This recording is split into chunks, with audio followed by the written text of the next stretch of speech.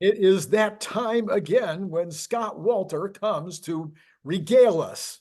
He doesn't care whether he gives us any good information or not, just as long as it's funny.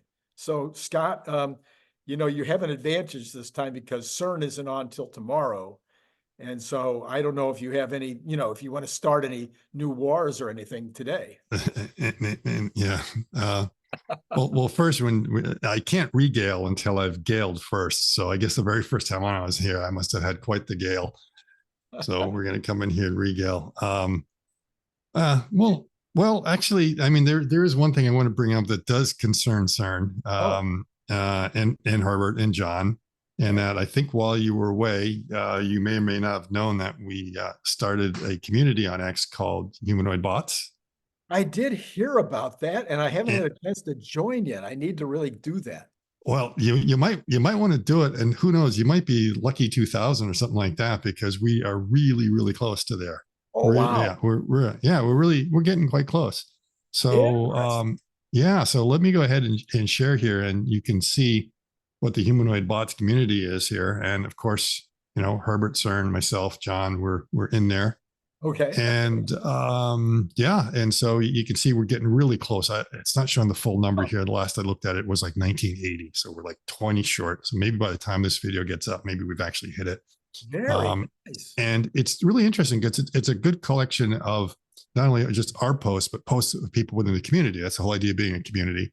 Yes, of course. And yeah, and of course pinned up here is the latest table from CERN. Now, Huh? CERN's evidently a mod. In my understanding, it isn't a mod like these bike gangs they used to have in London back in the 1960s. So Man, um, I don't know. yeah, The- yeah. There was something like that. If you ever seen the movie Quadrophenia, that was like I see. they were like this cool group. They actually it was. I think they had scooters actually. They had like Vespas, but that were like tricked out Vespas. They were all like I see. properly dressed. Tricked out Vespas. Yeah, those they were called the mods. Yeah. Okay. And so anyway, we've been adding more on there. There's yet another robot to go on there. Now, I'd say most of the robots that are going on there are not anything spectacular. They're more or less just showing that almost anyone can throw something together pretty quick now.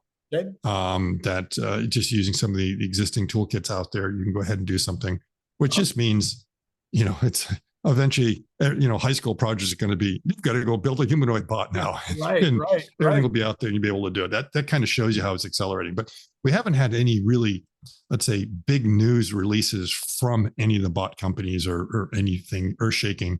However, we are expecting in the coming weeks there probably will be some. But one of the advantages of having this community is that you end up getting someone named Seti Park, who will just also, will join the community, who is a small account, but I think he's not even 1,000. He should be more. So Okay. he's gained a little bit since he calls himself a patent sleuth, and he's in Seoul, Korea, and easy to remember name. And he came across this patent, and he's coming across some other Tesla patents as well regarding the Optimus hand.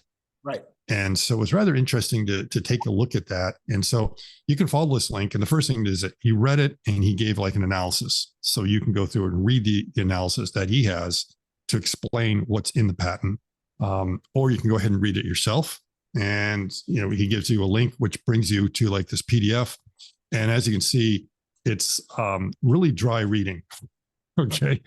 So it's glad that you get a patent sleuth to kind of read it. So I did what I normally do is I keep on going down, try to find the section with all the pictures. Yeah, Okay. yeah, right. That's always the part that I get down to. And so eventually we do get down here and we get to see, some of the images that go in there. And from what we can tell with this patent, even though it was like kind of recently filed, it's more or less to protect Tesla from having anyone claim that some of their design belongs to them as opposed to Tesla. Let me explain that really quickly. Yeah. So in other words, in today's patent, first of all, getting a patent today is just a barely a way Mm-hmm. to keep people sort of at bay because Yep. the expense and the time that it takes to litigate a patent is just crazy. Elon knows this, and so he doesn't really care about patents that much. But there is such a thing as a defensive patent, so that Yep. you get your intellectual property what do you want to call it, clearly defined in the public Yes. space so that somebody else doesn't come along and say, oh, we invented this. We invented that. Exactly. Or what's worse, a patent troll. A patent So troll. you have these dentists in LA that will go through and read these and try to see whether a patent exists, and they'll look at existing technology that's been around 20, 30 years, and suddenly they'll file a patent on and claim it's theirs.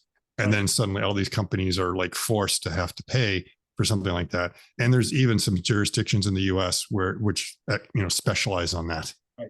It's like cronyism and stuff like that that makes it so difficult for you to be able to defend yourself. You just pay basically what is the extortion fee to keep them off your back. So this is, again, a kind of more of a preemptive thing than anything else. And so if we look at the images, the images we're seeing here are nothing new. So this is not like insight on the new 22 degree freedom hand. Right. At all. However, there may be some elements of this that are going to appear in there as well. So you get kind of an idea. The other thing, this seems to really center around the Gen 1 hand, not the Gen 2 hand. Okay. And I mean, there were little differences in the Gen 2, but they're basically, because they added the sensors and everything else in there. So there are lots of interesting images, and you get an idea how it's put together and how many links. So if you're curious to find a little bit about how the hand works, you can get an idea. You can see here how the tendons are set up, and how when you pull on one side there is going to cause the finger to close. And they show different ranges of motion, and then calculating all the forces that are going to be applied just to get some sort of idea. So if you really want to get into the weeds, you can get in there. And it turns out these images here are really cool. If you load this on your phone and you click through one at a time, it actually looks like a little movie. Oh, yeah. I did it and it was like, oh, wow, the fingers are opening and closing. Oh, that's really kind of cool, but it doesn't work very well on the computer. And then you get an idea of what the drive mechanism looks like that they're using to actually actuate it and pull one down here. And the springs that are loaded to push back. Now, the one thing I did find kind of interesting that I'm trying to understand a little bit, and it's actually in the text. And I think it's somewhere up here. It was like around, I think it was on page 22, if I recall. So, again, this really dry text that tries to describe, what in 1,000 words, what you could put in a picture. And, it talks about the cabling, and, it talks about this is fun, having an end with higher dimension than the diameter of the cable. In other words, like, you get the end of the cable and it's got a bigger diameter because that's the thing that you're using to seat it or to anchor it on the other side. So it's like a higher dimension. It's like, whoa, okay. The end with higher dimension, structured to engage the distal member with a cable, is pulled by the actuator. So basically the distal end is your fingertip, and you've got a tendon that goes on here and an actuator down there, and it's going to be pulled on it. And when it does that, so they do the description, and they talk about how it is. So they've got the comprising of an actuator with a roll respective end mechanically coupled. Okay, so the first end mechanically coupled to the second end of the proximal member. Proximal member is down at the bottom, configured to rotate about the respective second pivot relative to the proximal member. Blah blah blah. So when they talk about the ends, they're talking about them being anchored or coupled out there, and that's typically a word you would hear. And then this interesting thing comes up there, and let's see if you can understand this. It's like the robotic hand system of Claim 1, wherein the end with higher dimension includes at least one of a potted end or an end with a potted insert. Now, do you know what potted means? Yes, so I brought this up in one of my videos the other day, and I got a response, somebody explaining what potted meant. And apparently I should have known about this because it's used in the plastics industry a lot, in terms of I think some aspect of the casting, the way the castings are done. I'm still a little. That's possible, but the thing is, if you look it up, that's a term of art used in double E. Whenever you make electrical circuits, the potted end is where you are like connecting something down there. You're putting some sort of resistor on a circuit, and sometimes that might be to shield current or something like that. And I looked it up to double check and say, wait a minute, potted, is this a mechanical engineering term? Because I don't remember that in mechanical engineering, just to make sure that it wasn't talking about being an anchored or something like that. But looking at that, the sound of it it looks like it's some sort of electrical isolation. And I'm trying to figure out, okay, why would that be there? Because a lot of times it might be because you're trying to prevent current from flowing through, which must mean that something is energized somewhere else, maybe. Yeah. Or the idea of having a resistance or pots sometimes allows you to do measurements, right? So I'm almost wondering, it's like, oh, okay, is this really electrical isolation, or is this the idea that you do have kind of a current loop there, and with that you could use it as a form of censoring what's going on? Because I always speculated that short of putting sensors in the fingertips, yes, they could do something by looking at the resistance in the tendons themselves to get a certain idea of what the force is like, right, or the torque that could be applied there. Now, I'm not saying it's like it's easy. Yeah. You know, it's like modeling that would be very, very difficult. But that's what machine learning is all about, right?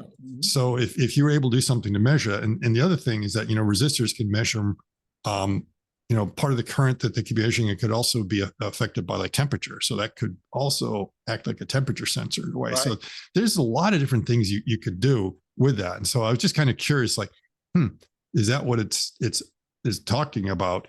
And this is before they actually decided to go ahead and put real sensors on the tips. Right. But it doesn't mean you'd throw that out, because think about it.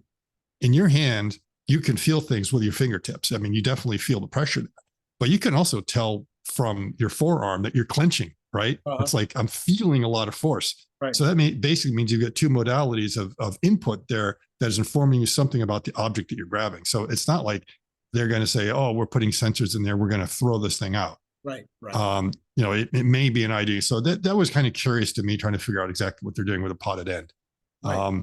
But I'm not aware. I wouldn't be surprised if it also is a term that's used in other fields of engineering, because, you know, because in plastics, you know, the potted may be something you do, like you say, to make something a little bit bigger or strong, because that's where something is going to be attached to somewhere else. So, but this isn't plastics we're talking about here. No.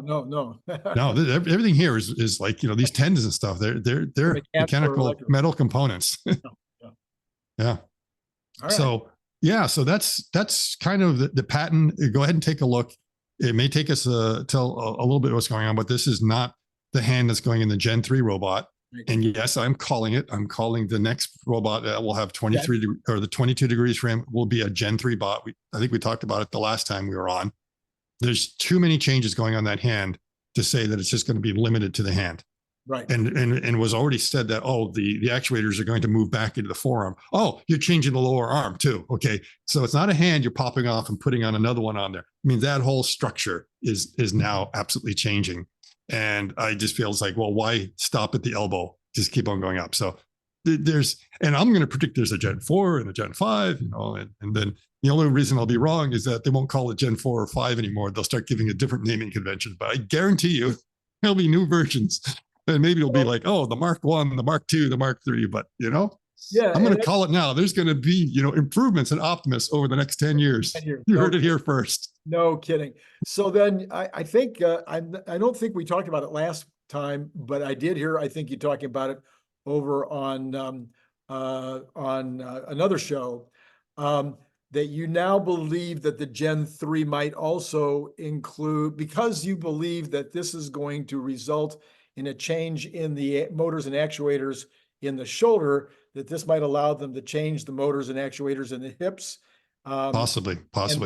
So, and that the entire process might slim the look of the bot at the Yeah. And there's another reason why we like having this robot community is that there are a bunch of other people that joined in that reached out to me and talk about stuff, and people that have done animatronics of hands and everything, and showed me the designs that they've done for Hollywood and everything else. And eerily similar to what, you know, they might be thinking doing Optimus, similar degrees of freedom, and, you know, having a really good dialogue back and forth with him about this, to get an idea of how the actuation works, where it's going to be. We're almost on sync in what we think those 22 degrees of freedom are. And his feeling that, you know, that these little linear actuators are getting more and more compact now. So, you know, what they're already seeing in the hand is probably like almost overkill. So they probably will be coming up with some unique designs. And so that's really quite possible that if they're making some breakthroughs in actuators and the way they're used, it could open up a way to actuate other joints as well. And that's why I'm thinking is that if I was in charge of this program, I would be having a skunk works looking to do something about the shoulder because the human shoulder is a ball and socket joint. Right. And it doesn't look like a ball and socket joint in any of the humanoid bots. Right. The only one that's kind of close is Aptronics, but they don't really have a ball and socket. They have basically a cardan joint, which is like a universal joint. And they're actuating it with linear drives. And I was like, man, there's just, get some of your smart people really thinking that. But meanwhile, I'm realizing that's a hard problem. So what you need to do is learn a little bit about what's going on and come up with some kind of contraption that we can throw together, really quickly, which is what they did. So the approach that they're taking is fine. It's just like, remember, in order to get to Project Apollo, we had to do Mercury and Gemini first. Right. You just go straight to that. So they're learning how training the neural nets. And I would think there could be a major change because yesterday Elon put out something that about eventually some cars that are still stuck on V11 with FSD are getting there. And it turns out it's because they have so many different forms of actuation and, probably like different chipsets and everything else, that there were some cars they couldn't support yet because there's just too many versions. Yes. I'm like, well, wait a minute, we're just talking about driving the car and everything, because it was end to end. It's like, there's some stuff we have to do to map it to the fact. It's like, so if they're having already challenges with that, with like variations between these different car models, just imagine what happens when you come up with a bot that's got very different actuation, right down to the point of everyone's going to assume you'll be able to get bots that are different height. And it's like, maybe not. It may not be that easy to just say, we'll make it a little bit taller. It might be, we want to kind of keep it within that range, realizing that when we get a different bot, there's going to be like a lot more training that has to go along in that. So that's a possibility that you would see. So yeah, that's sort of wrapping up a little bit of some of the news we had there and what the hands are going to be. Why I think, and the other thing that we can go through is that CERN likes always having lots of pictures and stuff like that with him. So I brought some pictures along. I see. And we can go ahead and do something like that. But let me get the slideshow going on here. Okay. Okay. I did want to mention if I'm trying to remember the name of the company up in Canada that you guys have had a lot of conversations with. Sanctuary. Is it Sanctuary? Sanctuary. Yes. Whose philosophy is about making the robot as human-like as possible. That also seemed to be a lot of the emphasis of some of your recent conversations, is that Tesla seems to be going down that same direction. Yeah. Getting making the degrees of freedom closer to the degrees of freedom of the human body. Maybe even to getting more movement in the neck, right, and the torso could be part of that solution. And the other is as more sensory information. Right. And that's kind of being backed up outside of the humanoid bots with looking at what OpenAI and others are wanting to do now with the embodiment of text, not text, but of language and visuals. And it seems that when you start bringing those things together, then the LLMs actually become stronger and better because they know a bit more. And I've had a lot of discussions with people or researchers in that area, and they all feel really strongly that as you bring the two together, the AI will understand the world a lot better. Yeah. And of course, the embodiment helps a little bit because you need to have an understanding of the physics of the world that goes beyond just a textual description.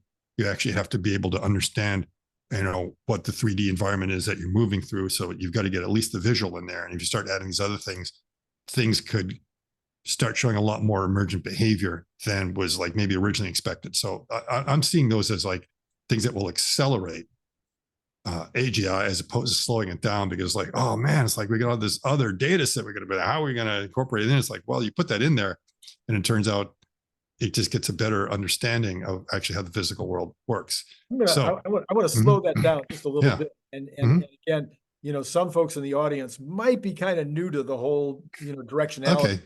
And I'm just if we slow that down just a little bit, let me just say it in my lay terms, and you tell me whether I'm kind of getting it right. So if you just have a large language model and it's 100% text based, then there's a limitation. Just like we used to say it this way in advertising, we would say if we only have text to work with, we have 1D. Right. If we have text and a picture, we have 2D. But boy, if we have text and a moving picture, we have 3D. And Yes. each of those Ds adds to the ability of the consumer, the person who's consuming the advertising, to understand what we're trying to get across. It adds all these other dimensionalities. Right. For instance, the body language of the person who's speaking the text. So in the same regard, with regard to these AI efforts that are being made on your computer. Now, we're not talking about embodied, but in the computer, to the extent that the large language model gets also a visual or a video reinforcement of what an apple is, or what a human is, or Yes. what the physics is as that human moves, is adding a second D and a 3D to their ability to understand the environment around them. Is that right? Right. And the thing is that a pure language model can only get so much understanding of things. So there's certain terms that it will realize that get connected to others. So if you try to get the large language model to understand the concept of the color green, it will know that it's got a certain wavelength, that it's as far as on the rainbow, it's Roy G. Biv, somewhere in there. It knows grass is supposed to be green. That sometimes when the light turns green, you can go. It will associate all these kind of concepts, but it really doesn't know what green looks like. right? And doesn't know what green grass looks like. It knows these descriptions that grass is made up of blades, and that the blades move in the wind, and it will know all these concepts and be able to write poetry describing it just because it's got enough reference, but it really has no idea. It's never seen the color green. Yes. And suddenly when you have video, you begin to suddenly see it. Then you can do the same thing, just talking about, sounds and the sound that the wind makes going over the grass, or the leaves rustling. You start to hear it, and now you've got this other understanding. Now, when it comes to communicating, if you're communicating with text, you can say a sentence in a variety of different ways. And, there could be satire, it can be anger, it could be a certain sense of humor, it can just be flat. But if it doesn't hear that inflection in the voice, it doesn't understand that. Right. So now putting there, you are adding, like you say, that extra element, the extra dimension in there that contains a lot more information that's very, very hard. Now, I don't know how, what are the diacritical marks that you need to put on text to be able to show, the intonation that you want to have, or that this is satire, the way you're stressing. I mean, we try doing it with italics and bolding and something like that, but that only works because the audience is looking at kind of understands what we're trying to do. They understand, oh, you're trying to be a little bit satirical. You're intentionally putting a stress on that. And why are you putting a stress on it? Is because we know, and we might hear in our head how it's supposed to be spoken, but still not quite the same. And as an attorney, there's a big difference between reading the transcript and having actually been sitting in the court, listening to the witness saying that comes across very, very differently. So this is that dimensionality that you get. And then there's the other thing is that, and this has sort of been talked about, is that you only understand the absence of something when you know what it's like. So it's been kind of pointed out that we assume as sighted people that what it's like to be blind is that everything is black, that what you see is black, right? And the thing is, it's like, no, people who are blind don't, because they don't know what black looks like.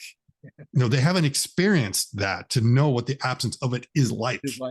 And that's what you're kind of talking about, is that a lot of these things you can't understand unless somehow you've actually had that sensory input to even understand what the absence of it's like, let alone what the presence of it is. And so this is why, it will just add this extra dimensionality that goes on in there. And realizing is like, don't assume that just because you've lost a certain sense, that's what it's like to not have it. It's like, no, it's something very, very different. We cannot relate to that because it's a very different way of having been exposed to the world, or understanding or navigating through the world. And in a funny kind of way, the robot is the opposite. So the robot is experiencing, it's getting these video neural net inputs without the text. Right. Add text to the understanding. And then just like a human child, the more language it understands, the more able it is to understand its environment. And also like understand finesse. A lot of times the way we finesse something is because we're getting a lot more feedback from what we're feeling on our fingertips. Right. And so if you're like telerobotically controlling something and you're doing something because you're sort of feeling something a particular way, that's like data and information. It's important.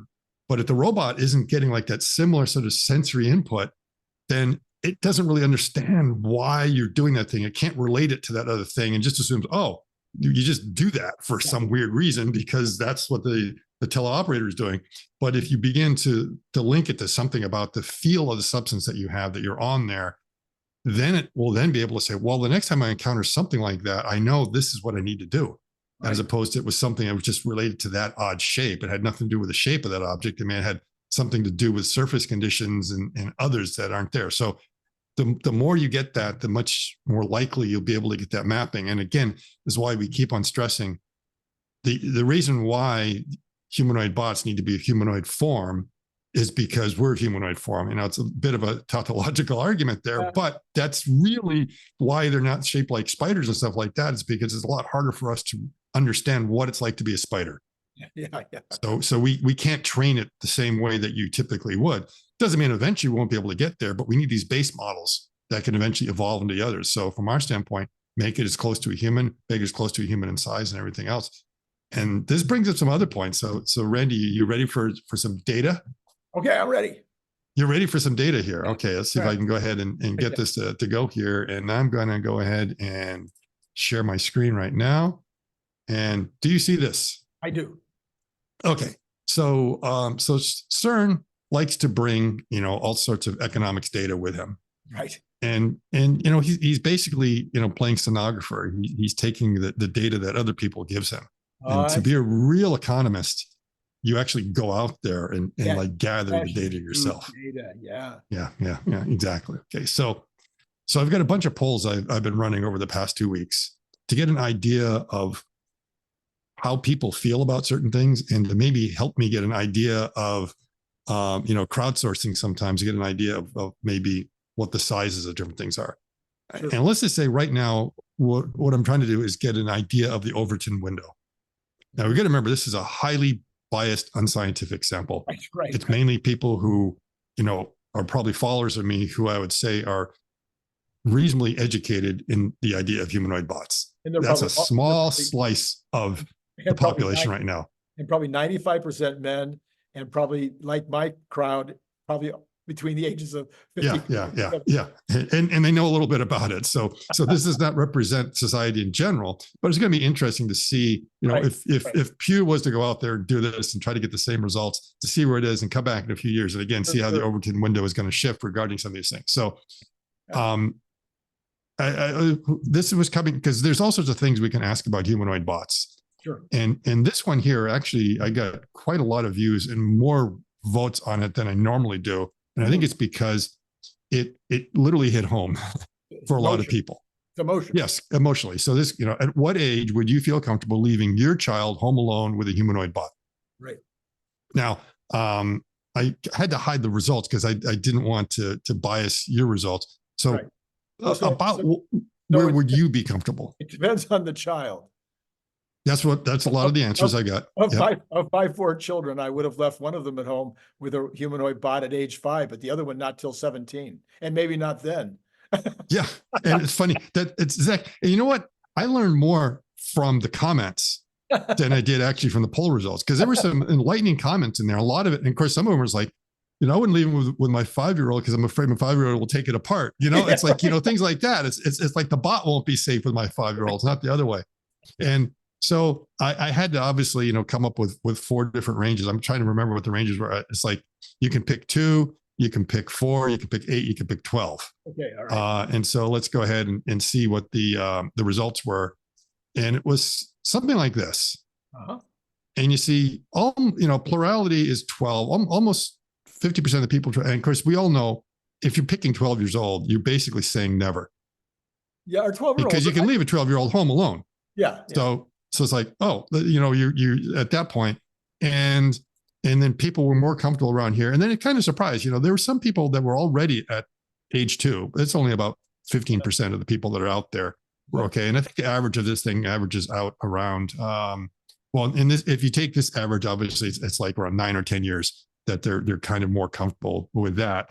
If you throw the 12 out against the people who aren't there, then you're getting people that would be comfortable with like a 5 or 6 year old being able to go ahead and do it. So that's the first one. Now, the thing I realized is that we didn't really qualify how good this bot is. Is it like the bot of today? Or are we talking about a couple of years in the future, which is really was my intent, is like, the bot really, it's as good as a 16-year-old babysitter, maybe better. Maybe probably so, better. so I did the repoll, and assuming you own, so it's not like one that you're just ordering, like you own a humanoid bot, which is just as capable as Mary Poppins when it comes to overseeing your children, to the point where the bot is considered a member of the family. Right. Okay.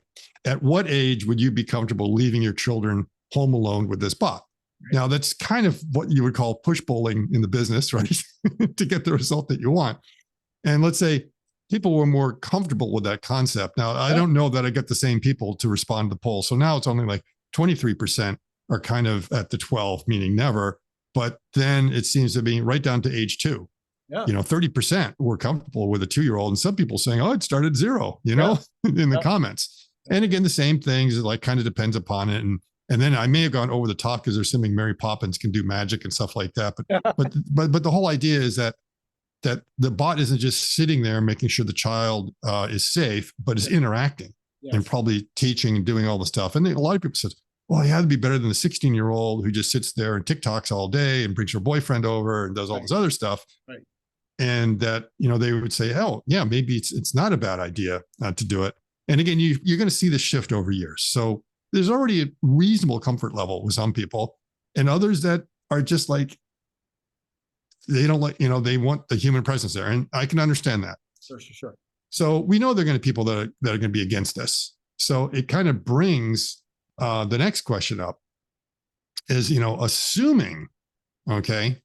assuming you are willing to leave your home of any age, home with a Mary Poppins capable bot, what is the maximum time you would be willing to leave your child? Okay, so now it's like, we know you're willing to leave your 2-year-old, but how long? How long? Yeah. Okay, so what would you go with Randy? I mean, how long would you have been willing to leave your kids home alone with a Mary Poppins bot? So I would say for days. For days. Okay. Yeah, okay. That was one vacation, leave it at home. Yeah. Yeah. I mean, that would be so you would be willing. Okay. You were in the minority. Okay. All right. So, even with this, even with the idea that'd be very good, most were only comfortable with the idea of like 6 hours. So basically like a work day or like going out for dinner in the night or something like that. Right. But then like the next one, of course, is 10 days. And of course, I picked, the 6, the 24, 72, 24, just to see if you really come like a whole day, without the 72 hours would be, like a long weekend. But 10 days, a lot of people were like, fine. So 21% were fine saying, yeah, just leave the kids. And, a child of any age, and so I guess that means if the kid's 1 or 2 or something like that, I mean, most likely you would want the kids probably be a bit more mature when you go away for that long period of time. But basically, you're looking at the bot as being as capable as the grandparents as far as being able to watch after the kids. And again, this is going to be interesting to see over time how this changes. Yeah. Now, I'm sure the general population would be appalled. They'd be like, oh, no way. But that could change as you begin to realize it. And then, I mean, there were a lot of people. I was like, I would trust that bot over like a lot of the humans because, they feel like some of the babysitters aren't that good and everything else. And they hear nightmares of what happens in daycares and stuff like that. And so there are some that would actually feel more safer. Yeah, safer. Yeah, absolutely. Yeah. Okay. Now this is the next question. This is the one where, you have to like say, regardless of whether you would leave your child. Yeah. Randy. Okay. So you're like, no, you're completely against it. My children, no way I'm going to do it. But if your jurisdiction is now considering modifying the local laws, I mean, and jurisdiction, you can take that any way you want. Right. That could be that you're a person over in Europe right now that realizes, our local laws are going to have to change. And that might be it. state level, federal level, city, county, whatever. Yeah. But they're considering legislation to allow. Okay, they're not taking rights away. All right, they're granting rights. How about that? To allow parents to legally leave a child home alone with a qualified bot. Okay, so again, we're emphasizing this bot is qualified, not just any old bot, for a reasonable amount of time, and then, what is the lowest age limit? And reasonable, I want to put that in subjective because this is like a two-dimensional problem we're trying to do there. That at some point they're going to have to define what reasonable is. And most people might say from the previous results, 6 hours is reasonable. Yeah. Okay, not this 10 days thing or something like that. But right now, if you leave your 6-year-old child home alone for a couple of hours, you're in violation of some local ordinance. And so there were a few people that replied, it's like, more laws. And it's like, you don't realize there's already a law on the book. we're talking maybe actually taking the laws off there, and then you would have to do it. But at the same time, you got to remember, it's not saying that we're not forcing you to use the bot. We're just saying, are you comfortable with your next door neighbor doing that? Right. Would you want to do that? And so this is a question that could be a little bit polemic also, depending upon how people feel, whether you'd want to grant that or not. And of course, my inclinations in this kind of an area would be to be extremely libertarian. Yep. So I'm saying, pretty much what you want to do if the thing is qualified. If it's qualified, exactly. And that's the question, is that at some point we're going to get to the stage that people are going to realize these bots are qualified. Right. We were really there. We're going to have to relax the legislation. And I'm kind of there with you as well. Is it shouldn't be up to me to tell other people how to parent their children. But at the same time, as a society, we got to make sure that the children are protected. So there is that balance between making sure that you don't rush headlong in there and do legislation, which would be stupid. But at the same time, you got to realize that people are leaving their bots home, and now they're getting incarcerated, because, or the kids are getting taken away from them because society didn't catch up. So we have to see how the norms are going to have to change. And you see right here, I intentionally didn't put 12 in there, because 12 is was always that trigger of that means never kind of thing. So maybe this is where the never is. And, if you look at it, most people, I would say, don't want their neighbors leaving their 2-year-old child home alone with a bot for whatever that reasonable period of time is. But they'd be more comfortable. It's like, okay, we understand, you want a night out on the town, just like we all do. We're fine. But that average age, I think when I ran the numbers on there, makes it, somewhere around 6 or something like that when I blended it all. Scott, this goes to show us once again that people want to be controlled. They want fences. They want limits, which is to me rather sad. Feeling that's not my politics, but I agree. Live and let be. But there is that fine line between a lot, going so far, and at the same time saying no. that's beyond the pale. But Scott, and that's where you wrestle. But you've also brought up an entirely new use for humanoid robots. It might be the most important use yet in terms of the home use, and that would be for single moms who need an inexpensive babysitter so they can work. So this might be for that number one application. And if the bot is kind of like a member of the family, then it could be it could be great for education. I think there's so many positives that could come from it. But I realize it's like, but you got to tread slowly. You got to make sure it's done right, it's done appropriately. We think about it, but it could make family units a lot stronger and better, because then the parents aren't stressed out. Because the worst thing you want is a stressed out parent. A parent that hasn't had a break, that hasn't had a rest or something like that. That's just going to, the children are going to bear the brunt of that. There's nothing wrong with doing something to give them a little bit of respite. And if the bots can do it, I think, well, that's a positive for society, right? Right. That's right. And let me see. Okay. So now Scott, we'll have to have the television programs where the bot is taking care of children on TV, so that, people can get used to the idea, another. Isn't Disney kind of already doing something like that? Would they get those little bots to it's not far away. Yeah. It's not far away. So now this one here. So, what would be your preferred height for a household humanoid bot? Yeah, so I kind of thought that Tesla has been right all along to make this bot kind of an average human height between men and women, somewhere in Mhm. that 5'4", 5'5", 5'6", Yeah, so it's 5'8". So 5'8". Tesla Okay, bot's so 5'8". Yeah. still shorter than me, so I can feel a little bit of. Mhm. So anyway, I think that's a fine height. I'm very comfortable with that height. Okay. So when I was thinking of this, I suddenly had to change what I was going to put in there because Unitree announced last week, Right. um, Short bot. if you remember, yes, a new bot that you could buy for home use. That's what, $16,000. Yeah. And at first, it looked like a normal bot, and then when we saw the obligatory come out and kick the bot, we realized, oh, whoa, it's much shorter than an adult, and it looks like the height is around 5 foot or 4'2". So it's very, very short. And of course, they did this whole thing. They came up off the floor, so almost like the Boston Dynamics video. It was great. It was done so satirically well. uh, but it was really short. And it's like, wow, wait a minute. It's like, does that make sense for home use? So I had to come up, and again, you only have 4 choices on X, so you had to go with 4 feet, 5 foot, which is about where the Boston Dynamics is. Huh? And then we have a bunch of them around 5'6". The figure bot is 5'6". The taller Unitree one is like 5'11". Huh? So that's why I kind of had the 6 feet in there to get an idea.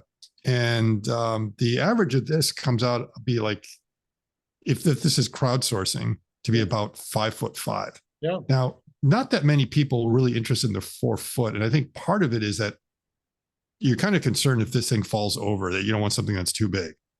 And the comments were all over the place, and a lot of them brought in good, some people were just afraid that, this bot might be kind of heavy, and they want to make sure it doesn't injure them. And others were like, well, just not taller than me.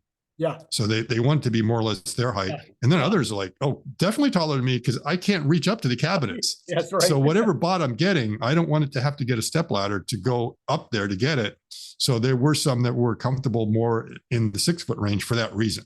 Right. Maybe you could just have an arm extension.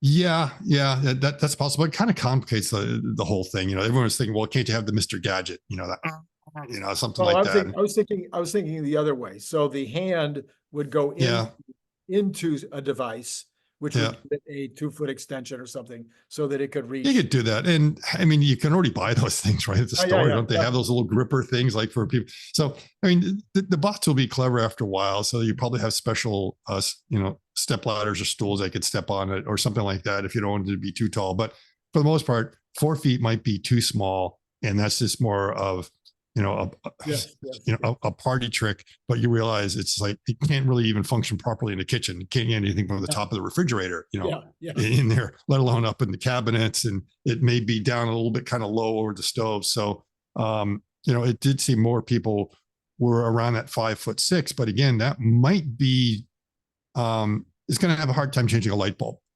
Yes, true. It's going to need something like that. So, but it was interesting to get that result because I'm used to not having these issues myself. I mean, usually I can change a light bulb without having to get up on a ladder. Most people would. There's still things in the house I will have to get up on a stool because it's quite the stretch. Yep. So it's nice to actually get a little bit of feedback from the rest of the population of what would be good. Very interesting. Now, of course, a lot of it was like, well, why not any height you want? And that again kind of comes down to that question we have is like, is it going to be that easy to just put them any height? Is there going to be a lot of retraining and everything else? And the cost and it's going to be, I mean, what did the Model T and the iPhone have in common? Lots and lots of one size fits all. Yes. The Model T was any color you want except black. And the iPhone also came in like one color. As long as it's black. As long as it's black, yes. And then the iPhone also for the longest time was like one color. It's like it was a while before. Remember how everyone, the iPhone, we can get multiple colors now. and because it's when you're ramping these things up, sometimes having that much variation is going to be difficult. So it doesn't mean in the future you won't be able to order a bot to size. Sure. You probably will be able to, but put lifts in his shoes. Yeah. But at first, probably not. And I'm trying to think get one more. So this is the one, of course, you had to do is that once I went through the whole thing, you get an idea where people are. I wanted to know, it's like, how long would you trust a qualified and capable humanoid bot home alone with your pets. And you can imagine this one here. I was assuming that this is the one that's like, never again. It's like they'd be more protective of their pets than they would of their children. And so it's a little bit afraid of what the result was going to be. And for the most part, it was like, there are a few that were their pets are very precious, only about 12%. Right. Most people are comfortable, but a lot of them were like, yeah, 14 days, no problem. And I get a lot of comments like, why not even longer? It's like, indefinite. And I'm like, why do you have pets? Don't you ever want to see them? So the idea is that, you're gone on a trip somewhere. It's not like the bot's taking care of your pets when you're at work and you're home and you see them for a few hours in the evening. It's like, no, we're talking about you're away from the pets. But once again, if you get practical on this, which would I rather do? Put the darn pet in a boarding facility where they're, caged up during the day and let out for a few hours, and probably have some 14-year-old kid that doesn't really care about the animals taking care of them? Or would I rather have a qualified bot in my home where the animal is used to its environment? I'm the bot all day long. Yeah. And I think, I do have one more. Oh, one more. Okay. One more. And this is, again, one of those that's kind of interesting to see, is like in a daycare preschool setting of 40 4-year-olds, what ratio of perfect score certified human bots to average score human providers is acceptable? So what I'm saying is that the bots actually have to take the same exam. Yeah. That a qualified preschool teacher or provider has to go through, and it gets a perfect score and knows exactly what it has to do. Right. Versus what, of course, is going to be whatever the average, because not everyone gets 100%. Right. And so pretty much I broke it down like this, is that the reason why I chose 40 is that I think, at least in Florida, it's going to vary from state to state. The statutory requirement is at least 2 humans for 40 children that are 4 years old. When you get down to 2 years, it's different, so that's why I chose 4-year-olds. So just imagine 40 years old. So basically one teacher to 20 children in a preschool setting. So that's what would be required. And now let's change it that we just get rid of one of the humans. We have 1 human, 1 bot. And interesting that statutory 2 humans was the lowest of all the different categories, and that there was a slight preference of 1 human to 1 bot versus 2 humans. Yeah. And then, of course, there was way more preference to 1 human plus 2 bots. Yes. So I was almost surprised that they went with like the 1 human, 1 bot. If you want the bot, why not have more? Yeah. Because now your ratios are getting better. Yeah. And then this is the one I wanted to see how many people get, because it was really tricky to figure out. It's like, what level should you do when you drop off the humans? That now imagine we go to 8 bots, no humans. Yeah. That, because the bots are cheap.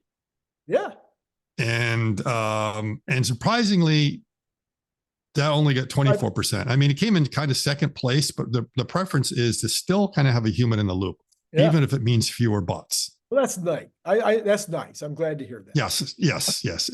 And yeah. So and again, this is going to be one of those really interesting Overton window things to see that if I re-ask this poll in 3 or 4 years, it's probably like, absolutely no humans, no one wants to pick it. Yeah. And especially if you start saying, and then of course, a lot of the comments was like, well, why would we even need preschools? Yeah, right. It's like the bot's just going to be at home, so you don't even need to bring the kids in there and all that. But, imagining that, there may still be some reason or need or desire for it. For the most part, it's like socialization. Socialization. Yeah. You bring it together. So it might be easier to have more local preschools. This is going to change education. I've been talking to a lot of people that are giving a lot of thought on education and what AI is going to do to it, what the bots are going to do. We have no idea how it changes everything, because preschool is expensive. People don't realize when you start writing out those preschool checks, it's like, wait a minute, this is about the same that you would pay in college tuition. Right. It's expensive, and it's like, and that's just for preschool, and you're not talking about what it would be if you wanted to put into prep school or anything else. Right. And because the only reason why college costs more is, the tuition is high, but the room and board's even worse. Yeah. So at least, the room and board you're taking care of at home, but that is the problem with access to preschools, is that most people, pretty much what they earn that day almost covers the preschool tuition. And then what's the point? Yeah, it's great. This is extremely interesting, Scott. Hats off. I think CERN, you've raised the level of you know, what needs to be done. CERN needs to do some original reporting now. Yeah, exactly. Not just copying other people's work, huh? All right. Well, is that all you got today, Scott? I mean, it's plenty. It's phenomenal. Oh, I think that's what we got for now. There actually, it's been kind of slow news in that, Yes. you know, the Unitree was the only thing last week of announcing that, and the fact that there's a $16,000 bot that's possible. That's gets, you know, reasonable capabilities, but still, you know, not everything that you would expect, but not bad either. Yeah, but it gives us a range, which shows that you and I have been right from the beginning. Mhm. 16,000 for some kind of a bot is probably a little lower than you and I would have suggested, but not much. I think we were talking that you should be able to build the bot for between 6 and 10. So if you got a normal, even 100% markup, you would be looking at 12 to 20. So not that off. Yeah. Yeah. Yeah. Yep. All right, Senor, thank you so much for all of that. And You're welcome. we will look forward to seeing you again next Wednesday. That's right. See you then. And to all of you out there, it's been great talking to you.